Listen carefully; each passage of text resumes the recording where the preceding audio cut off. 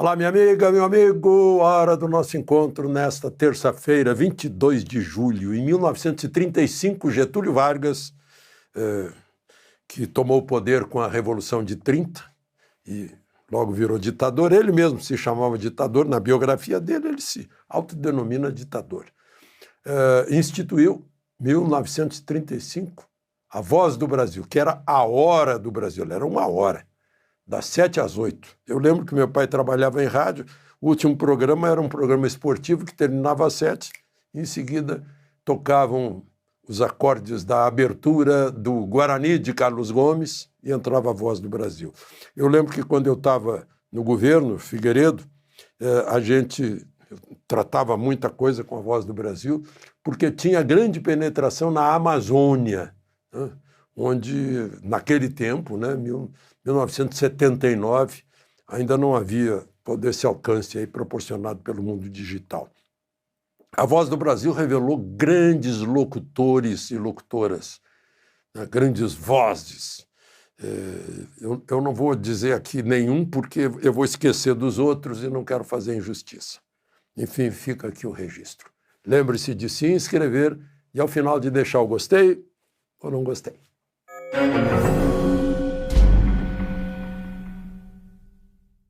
Pois é, ontem eu mostrei aqui o presidente Bolsonaro arregaçando a calça e mostrando a tornozeleira lá na Câmara dos Deputados.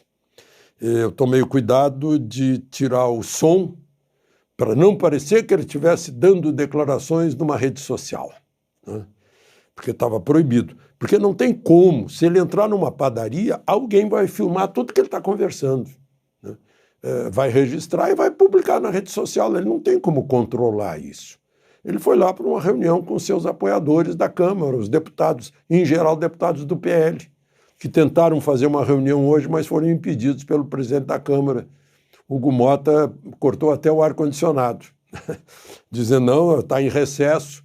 É a mesma coisa que nas férias escolares, um grupo de alunos tentar fazer uma reunião na escola para estudar alguma coisa que ficou para trás no semestre e a diretora, não pode, né? Mas, enfim, são coisas da política, né? Como me disse uma vez lá na rampa do Congresso, Magalhães Pinto, acho que era senador na época. Ele olhou para o céu, eu estava gravando entrevista com ele, disse, política é como uma nuvem. A gente olha, ela está de um jeito. A gente olha de novo, ela já está do outro jeito, não? E assim, a glória da política, o poder na política, que se desaba de uma hora para outra, não? Mas, enfim, Moraes ameaçou de prisão a Bolsonaro se ele continuasse fazendo declarações nas redes sociais, só que ele não fez. Aí a defesa dele esclareceu isso, pediu que ele fosse mais claro, então, porque estava muito genérico, né? Não pode fazer declarações que sejam publicadas na rede social nem por terceiros. Então, simplesmente não pode falar, né? Ou ele tem que fazer um bloqueio para impedir que as pessoas... Olha, vocês não podem me gravar, ninguém aqui, né? Isso é impossível, onde quer que ele vá, junto àquela multidão, diferentemente do outro que venceu a eleição. Então, agora, eu não quero deixar vocês sem uma análise desses últimos fatos, né? Vejam só para a gente pensar. Não estou insinuando nada. Como diz o alerta dos filmes, né? Qualquer semelhança é mera coincidência, né? Sexta-feira à noite, o ministro Moraes fica sabendo, né, expressamente que o visto dele para os Estados Unidos está cancelado. Ele e seus aliados. Eu não sei quais aliados. Por isso eu não falo aqui em nomes, além do Moraes. Marco Rubio, secretário de Estado, só citou Moraes e seus aliados. Então, não sei. A lista pode ser ampla ou não, mas enfim. E aí, isso foi na sexta-feira. Ele provavelmente foi dormir muito irritado. Aí acordou e Eduardo e Jair, bodes expiatórios. Está lá no Esopo, no La Fontaine, o lobo e o cordeiro. Olha, você está sujando a minha água, disse o lobo, que queria um pretexto para abocanhar o cordeiro. Aí o Cordeiro disse, mas eu estou rio abaixo do senhor, senhor Lobo. É impossível. Disse, se não foi você, foi seu pai. Exatamente isso. Né? Bom, e interessante que os jornais domesticados aproveitam para criar motivos, né? Porque os dois concordaram com a tarifa de 50%. Uai, mas é proibido concordar com a tarifa? Não é livre a manifestação? Por isso existem os jornais, graças à liberdade de imprensa, né? Que, aliás, é um direito natural. Mas aí veio, então, todo o bloqueio, as medidas cautelares. Bloqueio de bens, né? Bloqueio até de PIX, para o Eduardo não receber via PIX. Bloqueio do contra-cheque dele na Câmara dos Deputados. Um advogado tributarista me disse que só é possível isso se a pessoa é um desviador de dinheiro público, como a gente viu aí, né? Tantas vezes. Aí bloqueia os bens para garantir o ressarcimento do erário, né? Ou porque é devedor inadimplente da Receita Federal. Não, mas não é o caso. Bom,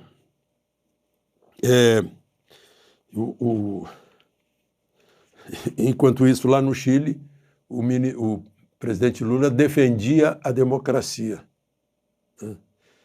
E confirmava que aqui no Brasil está vigente o devido processo legal, o amplo direito de defesa, o contraditório, etc., etc., etc., com a maior cara de pau. Mas vejamos, teve um voto divergente. Um voto do ministro Fux.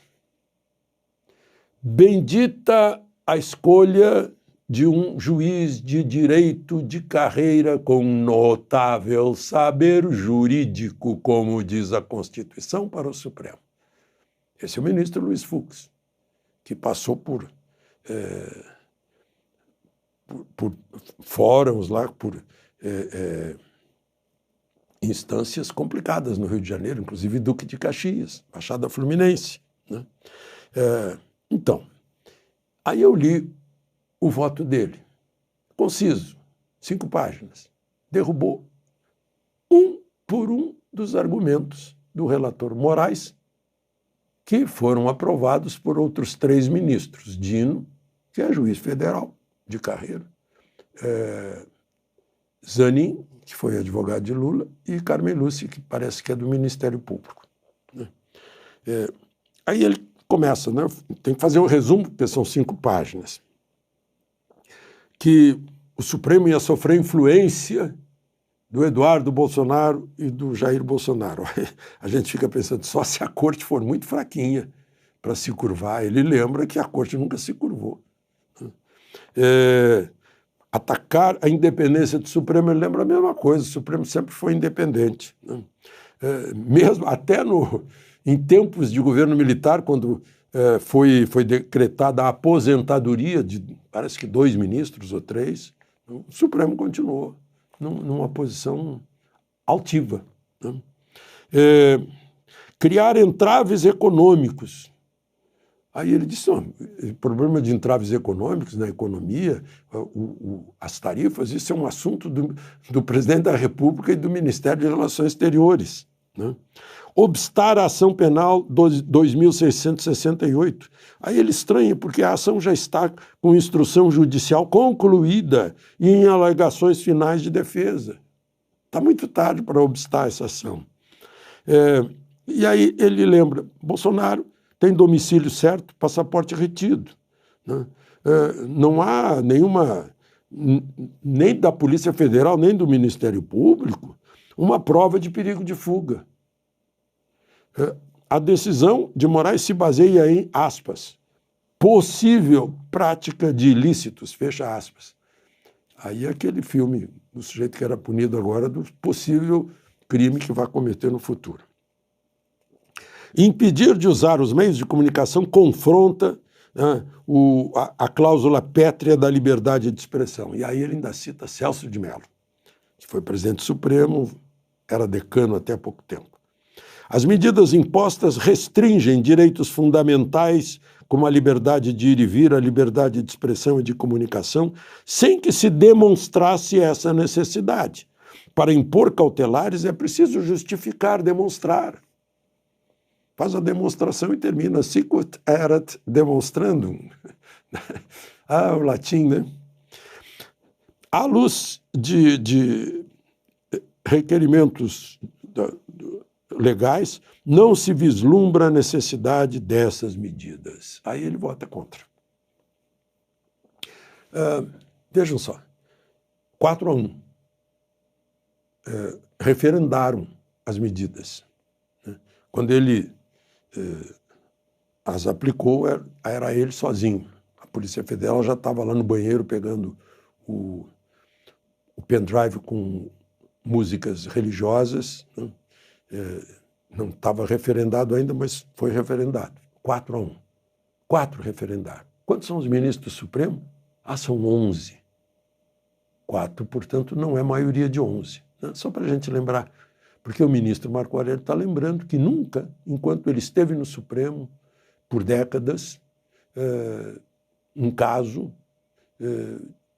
de crime foi julgado a não ser pelos 11. Né? Pois é, então, aí eu falei de Marco Aurélio, ele deu uma entrevista para a Rosiane Kennedy, no Estadão, em que ele diz que o STF vive uma extravagância e que Moraes, ele gostaria de convidar Moraes para um divã de psicanálise para saber o que está acontecendo e diz que ele votaria junto com Fux se ele estivesse no Supremo. Ele deu uma entrevista também para a CNN, né, afirmando que cercear redes sociais é próprio de regime autoritário. E só para concluir, da série PGR arquiva, Procuradoria-Geral da República já tinha arquivado processos contra Bolsonaro da baleia, que ele estava assediando uma baleia, do cartão de vacina, está avaliando agora a questão das joias que ele e Michele ganharam, né? E agora cartão corporativo também arquivado, não só arquivado, como foi para um recurso para não arquivar, foi pedido de deputados, né? O recurso disse, não, arquive-se, não tem nada, não tem crime aí, assim como motociata em período eleitoral, que seria crime eleitoral, também não. Né? Por falar em motociata, no próximo fim de semana, em Budas Artes, São Paulo, vão estar lá pessoal de motociatas comemorando o Dia Mundial do Motociclista. De Brasília, Alexandre Garcia.